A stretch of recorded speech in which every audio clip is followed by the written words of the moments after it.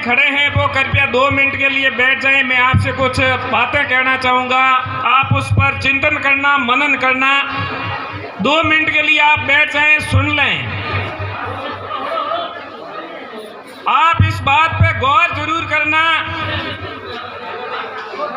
कि आप यहाँ साल में 2 बार आते हैं, ज़्यादा आप समय दे नहीं पाते।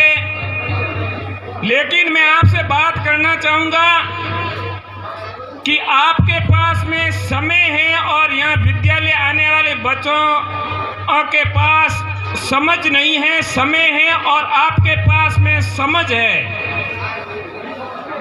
किसी भी व्यक्ति का निर्माण करना होता है तो उसके लिए समय और समझ, जब दोनों का समायोजन होगा तभी एक संस्कारित बालक का निर्माण होगा, अन्यथा हो नहीं पाएगा।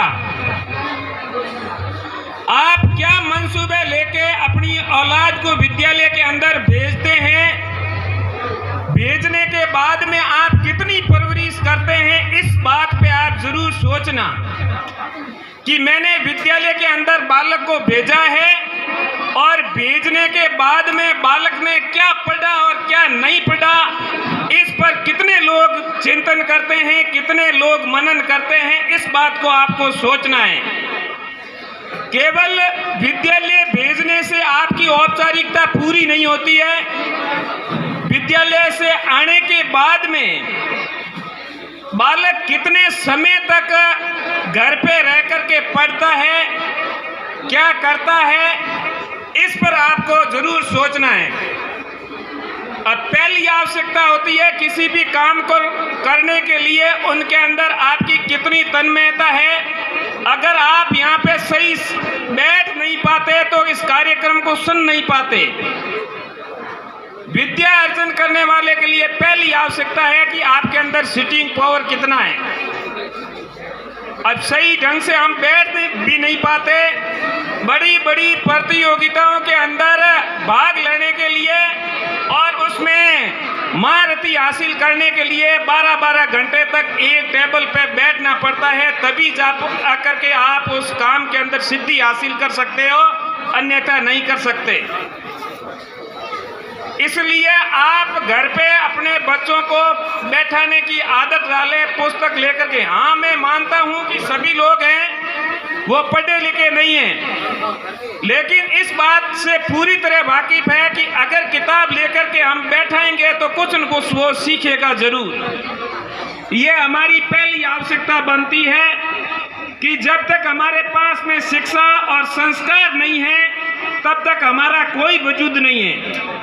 आदमी इस शिक्षा को अर्जित करके भले ही सरकारी नौकरी या बड़ा ओहदा या पद हासिल नहीं कर पाए, लेकिन शिक्षा अर्जित करके एक संस्कारित नागरिक बन सकता है। और किसी भी मानव को जीने के लिए पहली जो आवश्यकता है वो संस्कार की है, और संस्कार है वो शिक्षा के बिना आ नहीं सकता।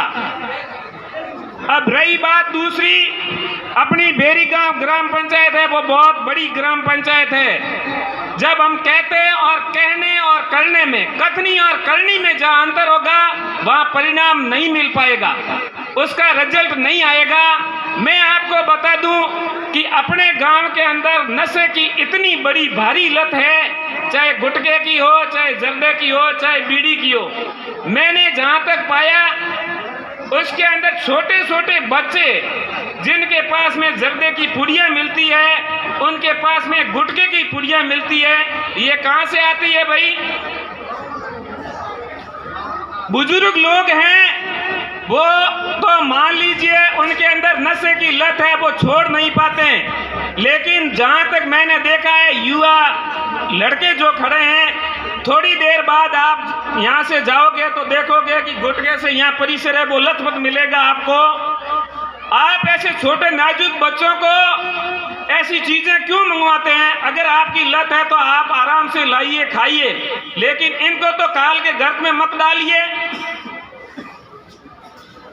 इस बात पे आपको विचार करना होगा, सोचना होगा, अन्यथा हमारी जो ये युवा पीढ़ी है, छोटे बच्चे हैं, छोटे बच्चे नकल से ज्यादा सीखते हैं। मैं कह रहा हूं कि आपको नशा नहीं करना है, लेकिन मैं नशा कर रहा हूं, सामने को कह रहा हूं, तब तक उपदेश है वो कारगर साबित नहीं होंगे।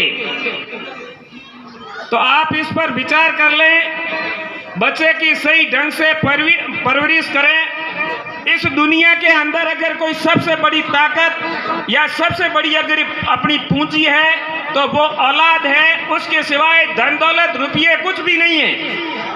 अगर आपने एक संस्कारित बालक को जन्म दे दिया, एक संस्कारित बालक का निर्माण कर दिया, तो आपके पास में अपार संपत्ति है, अन्यथा कुछ भी नहीं है। बाकी सभी जितनी भी संपत्तियां हैं